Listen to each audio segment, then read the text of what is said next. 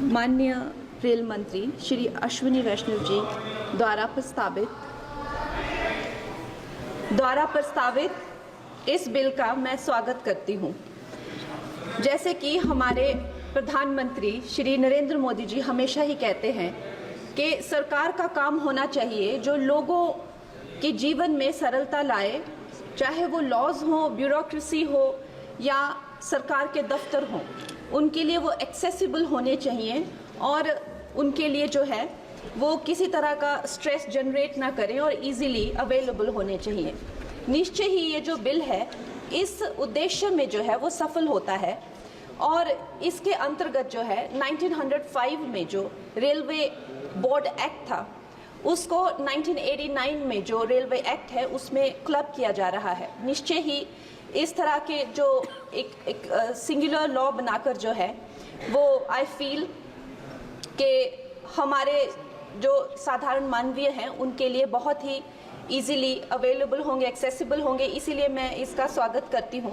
और another very important government body railway board, जिसको directly जो कॉर्पोरेट्स के जो हर्डल्स होते हैं, जिसको हमारे प्रधानमंत्री जी हमेशा कहते हैं कि दफ्तरों के चक्कर लगाने या लोगों को एक डेस्क से दूसरे डेस्क भेजना, आई थिंक इससे भी उनको जो है वो छुटकारा मिलता है। ये डायरेक्टली जो है सेंटर के अंडर जो है रेलवे बोर्ड को लिया जा रहा है, इसका भी मैं पूरा स्वागत करती हूँ।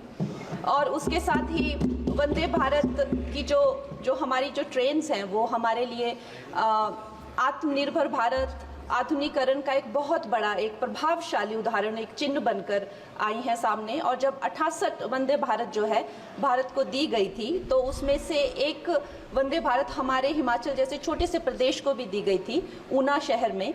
उसके साथ ही मैं जानती हूँ कि हिमाचल बहुत ही एक दुर्गम क्षेत्र है, मगर जिस तरह से हमारी सरकार भारतीय जनता पार्टी जम्मू कश्मीर हो गया या और पहाड़ी इलाके हो गए, उनमें जो है इतने ज़्यादा रेल प्रोजेक्ट्स जो है वो लॉन्च कर रहे हैं, उसी के साथ भी हमें भी हिमाचल के लिए बहुत ज़्यादा जो है वो सर्वेज हो रहे हैं, रेल का बजट मिला है। शिमला हो गया या धर्मशाला, कांगड़ा और बैजनाथ हो गया, ऐसे न जाने बहुत सारी जगहों पे, हमीरपुर जैसी जगहों पर जो है बहुत सारे प्रोजेक्ट्स आ रहे हैं।